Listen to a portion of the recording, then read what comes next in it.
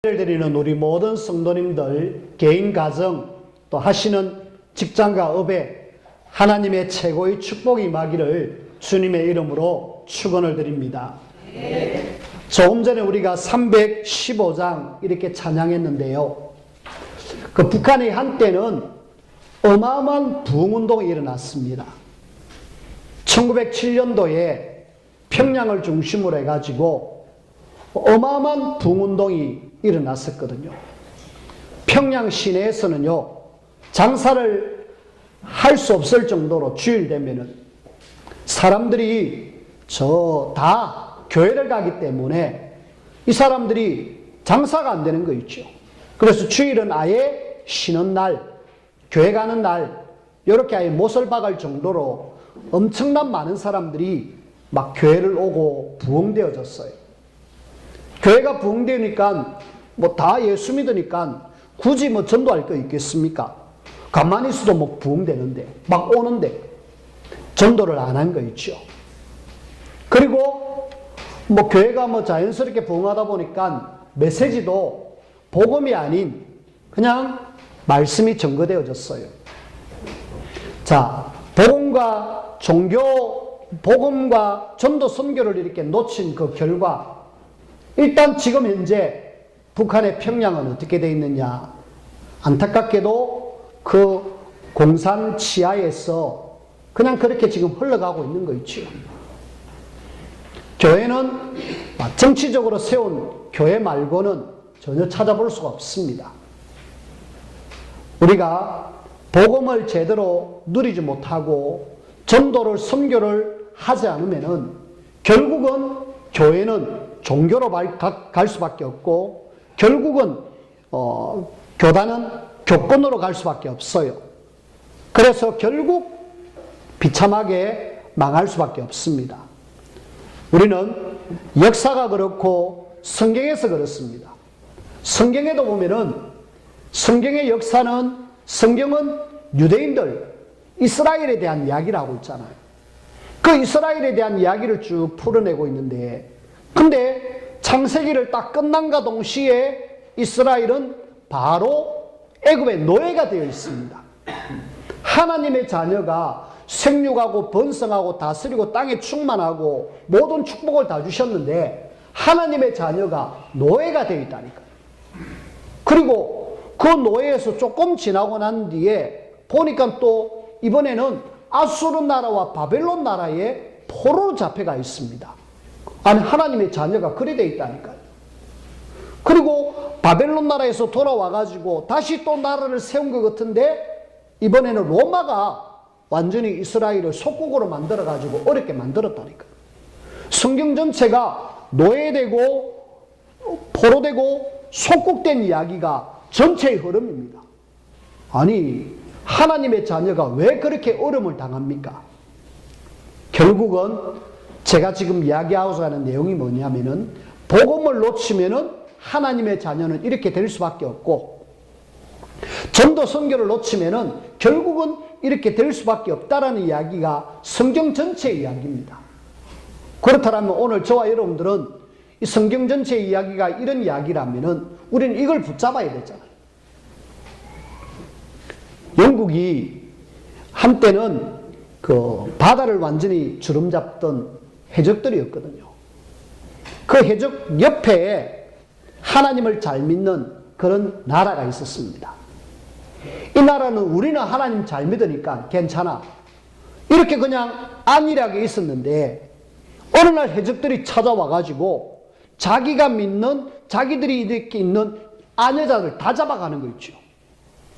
이래 잡아가가지고 해적들이 자기의 아내를 삼아버려요.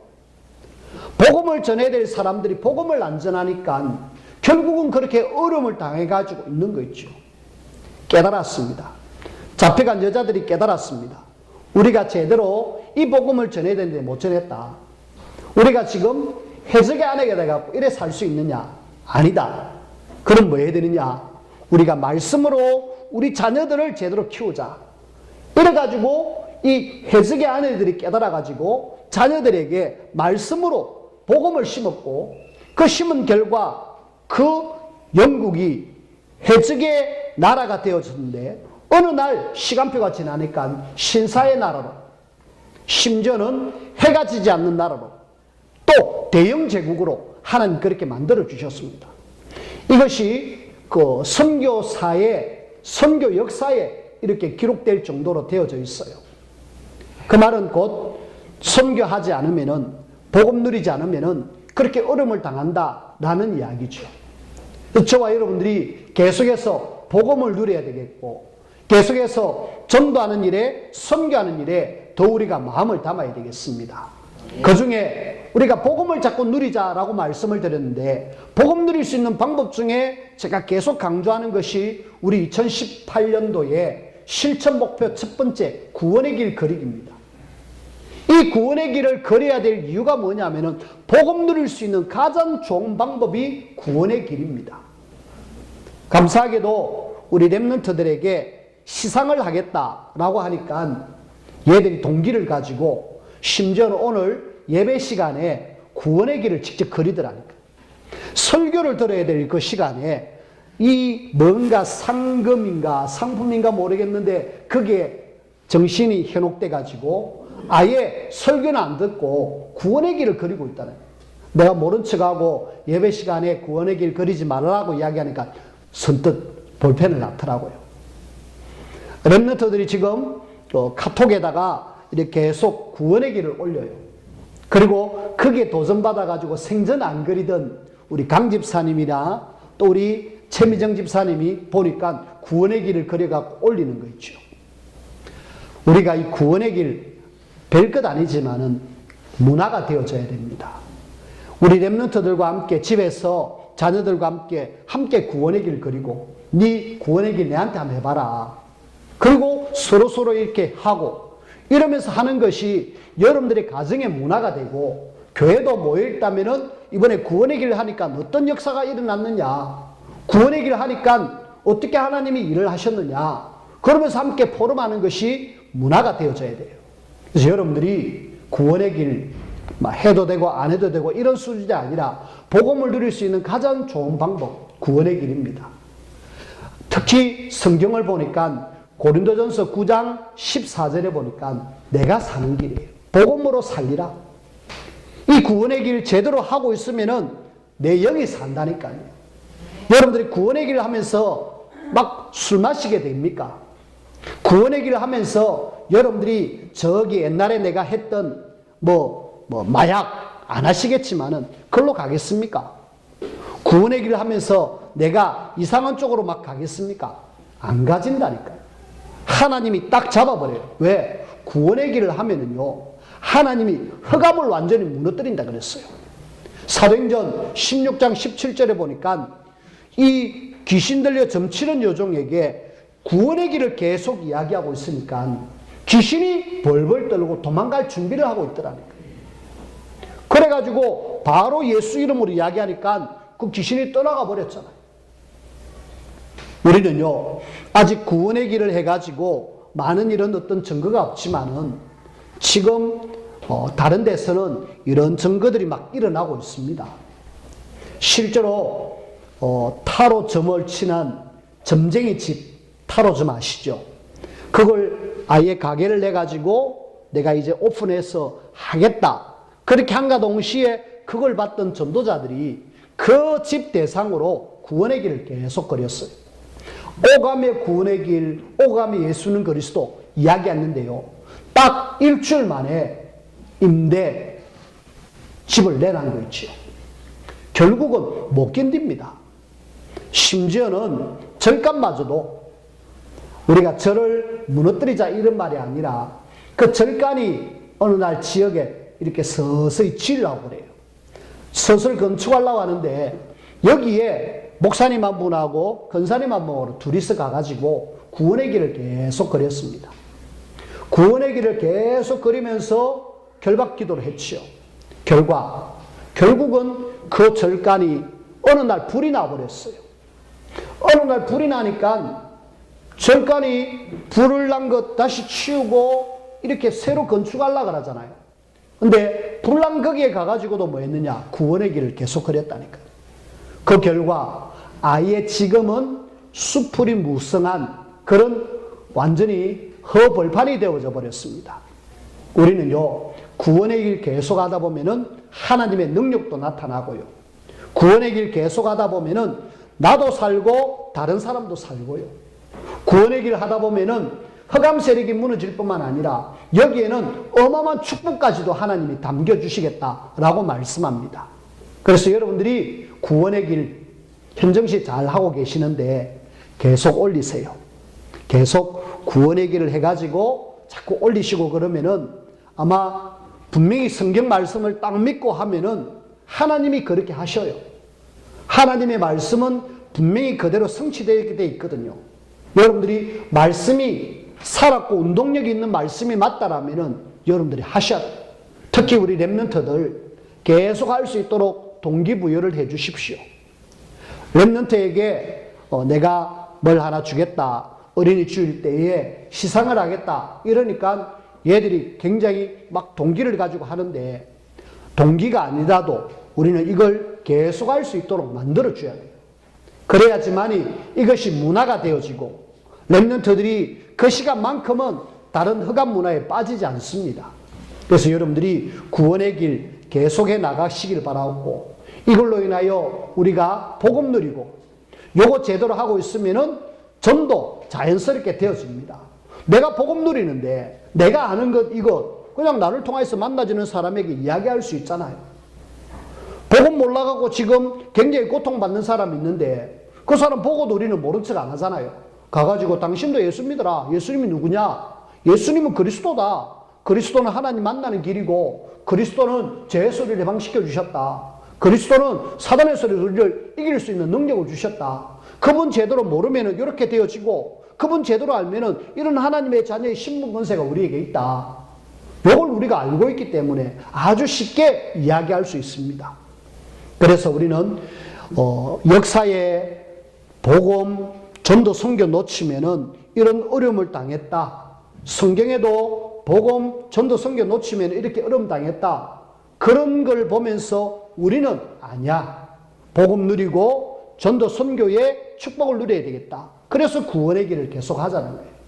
여러분들이 이 구원의 길이 완전히 우리 교회의 문화가 돼가지고 또 가정의 문화가 돼가지고 자녀들도 구원의 길, 또 여러분들도 구원의 길 이래가지고 만나는 사람들마다 계속 구원의 길 포럼이 되어줄 수 있도록 야 내가 이거 하니까 하나님이 이래 역사하시더라 니도 해봐라 그러면서 계속 동기가 서로 부여되어 줄 수 있도록 그런 어떤 문화가 일어나기를 주님의 이름으로 축원을 드립니다.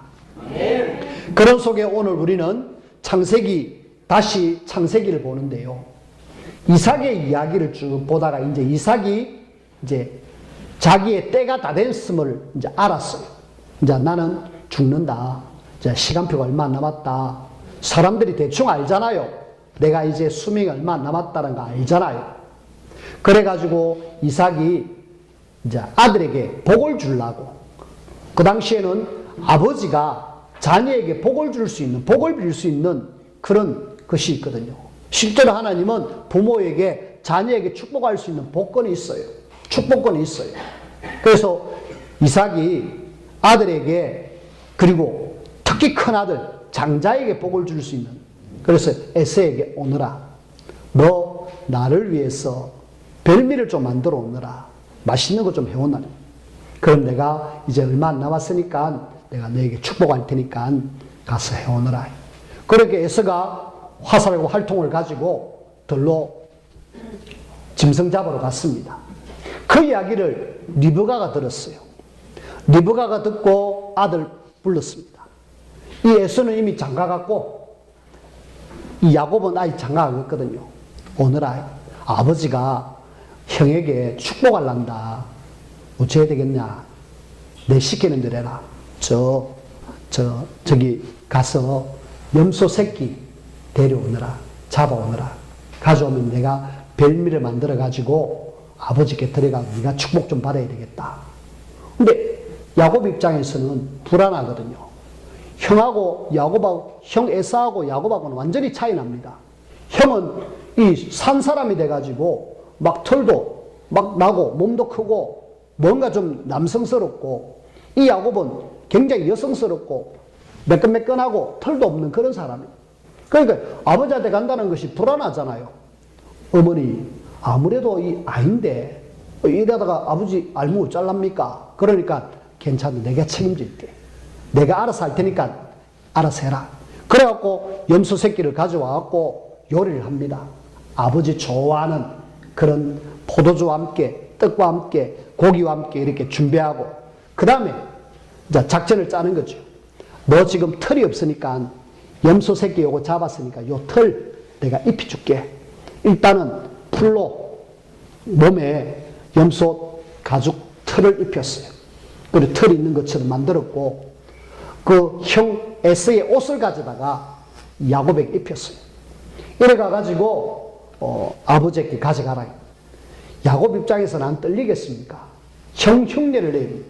아버지 목소리를 아버지 제가 아버지께 이렇게 음식을 가져왔습니다. 이러니까 이삭이 아무리 그래도 알잖아요. 지금 큰아들인지 작은아들인지 뭔가 느낌이 오잖아요. 목소리 들어보니까 저놈이 야곱이에요. 근데 큰아들이라고 하니까 네가 누구냐? 예, 애씁니다. 라고 해. 그래 오너라 해서 보니까 뭘 가져왔어요. 그래서 이게 지금 애쓴지 야곱인지 아리송하는 거 있죠. 그래서 어찌해야 되느냐? 그래 그러면은 네가 축복받으려면은 나에게 와서 볼에다 키스를 한번 해라. 그러니까 이 지금 야곱이 떨리는 마음으로 아버지께 와가지고 볼에다 키스를 하고 그 순간 손을 한번 만져보니까 뭔가 털이 있기는 있어요. 목소리는 야곱인데 털이 있어요. 냄새를 맡아보니까 이 지금 에서 맞구나. 에서 옷을 입었잖아요. 냄새를 맡아보니까 에서 냄새가 나요. 왜냐하면은 에서는 들로 막 짐승 잡으러 다니는 사람이기 때문에 뭔가 쾌쾌한 냄새가 나잖아요. 그래갖고 맞구나. 내가 착하겠다. 이 나이에 좀 착하겠다. 이래가지고 하나님 이 아들 축복해 주십시오. 마음껏 축복했어요. 그리고 맛있는 거 실컷 대접받고 이제 야곱은 나갔어요. 이제 에서가 들에서 마침 이래 짐승을 잡아가지고 자기 아내들에게 음식을 만들어갖고 급히 아버지께 오는 거예요. 아버지 하면서 왔어요. 너 누구냐? 그러니까 아니 큰아들 에서입니다. 아니 조금 전에 에서가 왔다 갔는데 그게 무슨 말입니까? 그러면서 막 이제 난리가 난 거 있죠. 이 지금 축복을 대신 받아갖고 안 그래도 지난번에 팥죽 한 그릇 때문에 내가 장작근 이놈에게 팔았는데 그 사건이 있었는 것도 많은데 이번에는 아예 아버지 축복을 받아갔다. 이 죽이 뿐다 이러면서 아버지 얼마 안 남았으니까 내 아버지 죽거든 내 가만히 놔둔다 이러면서 엄청나게 열받아가지고 이래 있었어요. 그러고 씩씩거리면서 아버지 그래도 나에게 축복 줄 거 없습니까? 이제 나에게 축복 줄 거 없다. 하나도 줄 거 없다. 이러면서 도리어 축복이 아니라 저주 비슷한 기도를 해주고 그냥 보냈어요. 에서가 열받았어요. 열받아갖고 야곱처럼 죽여버린다. 이 지금 씩씩거리면서 죽인다 하면서 그걸 이제 누가 알았는지 리브가가 알았어요. 엄마가 알아가지고 야곱아 안 되겠다. 형이 열이 받아가지고 널 죽이려고 한다. 어째야 되노? 너 지금 우리 오빠 집에 가 있어라. 외삼촌인데 저 하란에 그 오빠 집에 좀 가 있어라. 그래가지고 며칠만 있으면 형이 녹아 풀리면 그때 오면 안 되겠느냐. 이래가지고 했어요. 그래서 결국은 이제부터 야곱이 이제 험한 길을 갑니다. 그 내용이 창세기 27장인데요. 요 속에서 오늘 우리 두 가지를 좀 찾아내야 돼요. 복음 제대로 못 누리는 사람, 전도 선교, 언약 제대로 못 누리는 사람이 뭘 쓰고 있느냐? 인본주의. 뭘 쓰고 있느냐? 육신주의.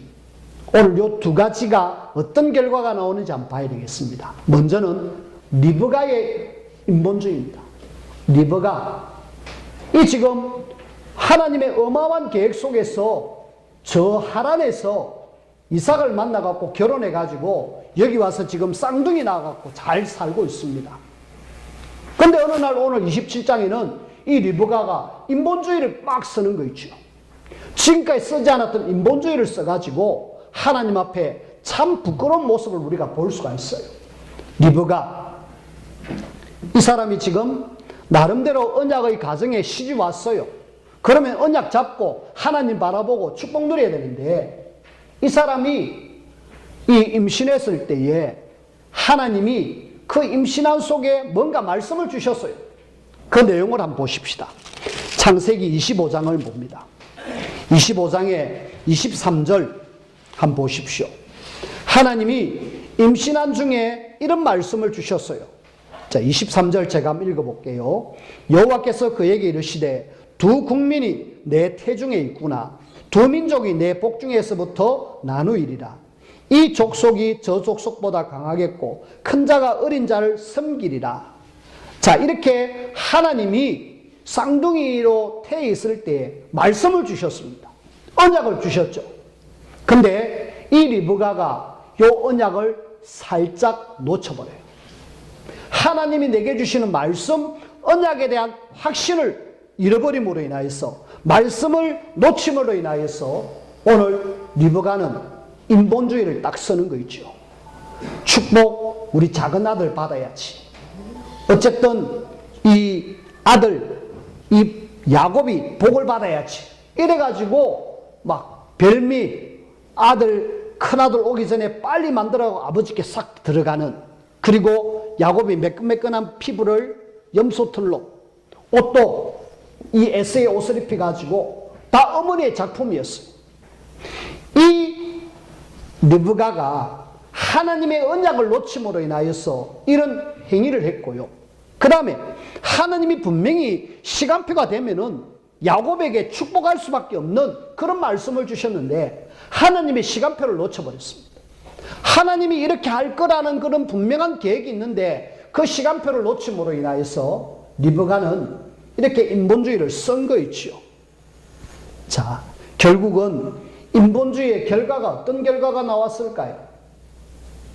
리브가는 일단 자기가 목적한 그 아들 야곱에게 축복하는 것, 그거는 성취했어요. 근데 그 뒤에 문제죠. 이 동생하고 형하고 완전히 원수로 만들어버렸어요. 하나님의 시간표 속에 있으면은 원수가 아니라 자연스럽게 축복은 야곱에게 갈 건데 아예 동생과 형을 원수로 만들어버렸고요. 결국은 야곱은 집을 떠나가지고 저 외삼촌 집에 가 있어요. 자, 우리가 다시 본문 한번 보십시다. 다시 27장 한번 보십시오. 27장 43절, 44절 한번 보십시오. 27장 43절, 44절에 보니까 내 아들아, 내 말을 따라 일어나 하란으로 가서 내 오라버니 라반에게로 피신하여 내 형의 노가 풀리기까지 몇 날 동안 그와 함께 거주하라. 형의 노가 풀리면은 이제 오락할게 하고 보냅니다. 근데 어떻게 됐을까요? 아들을, 그렇게 아끼고 사랑하는 아들을 보내놓고 리브가는 그 뒤에 창세기 27장 이후부터는 리브가의 말 한마디가 나오지 않습니다. 리브가는 역사에서 사라져요. 언제 나오느냐? 창세기 50장 거기 보니까 49장에 보니까 49장 31절에 리브가는 막벨라 굴에 묻혔다는 말로 끝을 내요. 그 말은 무슨 말입니까? 결국은 하나님의 언약을 놓치고 하나님이 원하는 시간표를 놓치고 그러다 보니까 리브가는 그 결과로 그렇게 사랑하는 아들 한 번도 못 보고 그냥 결국은 삶을 마감하는 거 있죠. 인본주의의 결과입니다. 우리는요, 인본주의가 아무것도 아닌 것 같지만은 복음 모르는 인본주의는요, 결국은 이런 비참함으로 치닫기 때문에 우리는 절대로 인본주의는 하지 않겠다. 하나님의 말씀 따라 하나님의 시간표를 따라 인도받는 내가 되겠다. 자, 그 다음에 이 야곱의 인본주의를 한번 봅시다. 이 야곱은요, 분명히 하나님께서는 이 야곱을 축복하려고 딱 계획 세워놨어요. 근데 인본주의를 언제 쓰느냐? 창세기 25장에 보면은 역시 밭쪽 가지고 형에게 요거 형 줄게. 내 장자권 줘. 장자가 받을 축복 나에게 줘. 에서는 장자 그거 뭔데? 니 해라.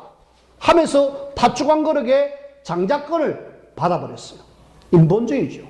하나님이 하시는데 자기가 지금 앞서가지고 인본주의를 썼어요. 그리고 아버지에게도 엄마가 그렇게 하면은 안 해라고 이야기하는데 엄마의 말에 순종을 너무 잘했어요. 그래가지고 엄마 시키는 대로 아버지에게 가가지고 제가 애씁니다 쏘겠잖아요. 인본주의를 썼잖아요. 심지어는 이 인본주의를 쓰면서 아버지에게 뭐라고 이야기하느냐. 네가 어떻게 이렇게 빨리 이렇게 짐승을 잡아갖고 나에게 별미를 만들어 오느냐. 이랬을 때에 오늘 성경을 한번 보십시오. 창세기 27장 20절입니다. 20절에 보니까 이삭이 내가 어떻게 이같이 속히 잡았느냐. 그가 이르되 아버지의 하나님 여호와께서 나로 순조롭게 만나게 하셨음이니이다. 자, 이번에는 인본주의를 쓰되 하나님의 그 핑계를 대고 하나님이 이렇게 만나게 해가지고 나에게 짐승 잡아갖고 아버지께 왕가 아닙니까? 라고 이야기. 결국은 야곱의 인본주의는 안타깝게도 하나님마저도 덜먹이면서 이렇게 내가 했습니다 라고 이야기합니다. 우리는 이 야곱이 인본주의 쓴 결과를 한번 보십시다. 조금 전에 우리가 읽었습니다마는 결국은 집을 떠나가지고 그때부터 완전히 심한 고생을 하죠. 집 떠나가지고 그때부터 그는 완전히 유랑생활을 합니다. 멀고 먼 하란에까지 가요. 거기 가가지고 외삼촌에게 몇 번씩이나 속임을 당하고 고생하면서 삽니다. 어머니의 사랑을 받지도 못하고 아버지의 사랑도 받지 못하고 그러면서 비참하게 삶을 살고 있는 거 있죠. 인본주의는 이런 결과를 낳게 됩니다.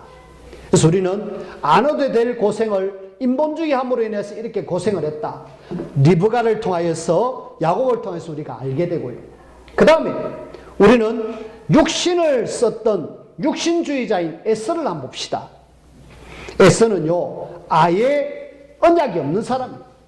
언약하고는 아예 상관없는 사람이에요.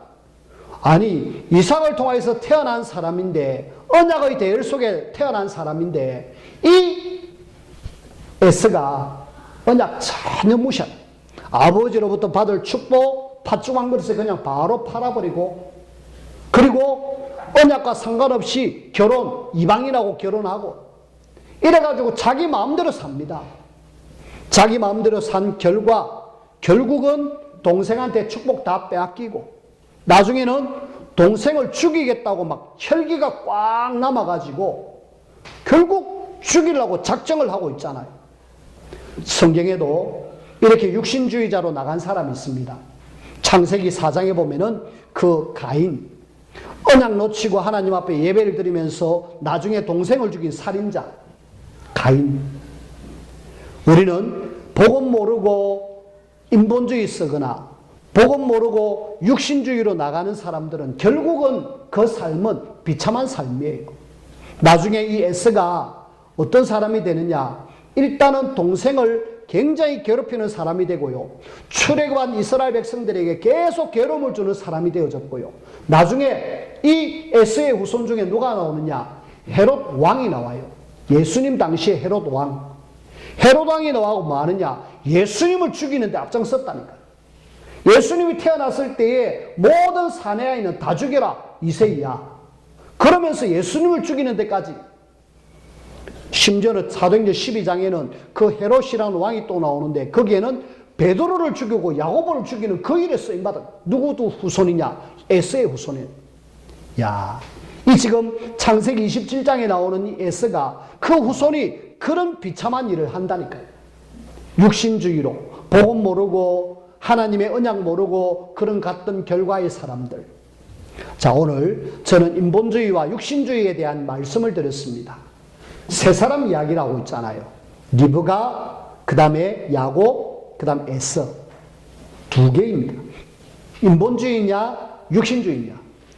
그러면은 우리가 이렇게 살아란 말은 아닐 거예요. 하나님의 자녀인 우리는 뭐 해야 됩니까?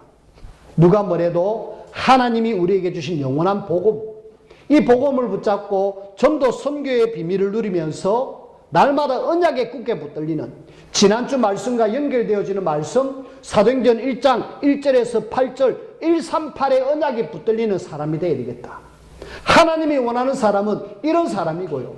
요 언약이 잡혀있는 사람을 통해 하나님 일을 하셔요. 그래서 저와 여러분들이 뭐 해야 되느냐? 누가 뭐래도 언약에 굳게 붙들리는 사람, 그 사람을 하나님이 비록 부족하고 비록 연약해도 그 사람을 통해서 하나님 일을 하십니다. 야곱 비록 도망갔잖아요. 그러나 하나님의 언약에 붙들린 사람이었기 때문에 다시 하나님이 그를 세워서 나중에는 이스라엘로 만들어가지고 전 세계에 하나님의 살아계심을 나타내는 그런 민족으로 하나님이 만들어 주셨습니다. 여러분들은 그 언약을 붙든 하나님의 사람의 대열에 있다는 사실을 아시고 날마다 인본주의 버리고 육신주의 버리고 그러면서 날마다 우리는 복음 중심으로의 삶을 산다라면 하나님은 여러분들을 최고의 축복의 사람으로 여러분들을 세워주실 것입니다. 그 일을 위해서 여러분들이 구원의 길 기억하십시오. 구원의 길이 복음 드릴 수 있는 가장 좋은 방법이고 전도 선교를 할 수 있는 가장 좋은 방법이 구원의 길입니다. 여러분들이 날마다 이 구원의 길이 우리의 문화가 되어지고 또 우리 가정 속의 문화가 되어져서 많은 사람들을 그리스도께로 인도하는 이 일에 여러분들이 쓰임받기를 주님의 이름으로 부탁을 드립니다. 기도합시다. 하나님,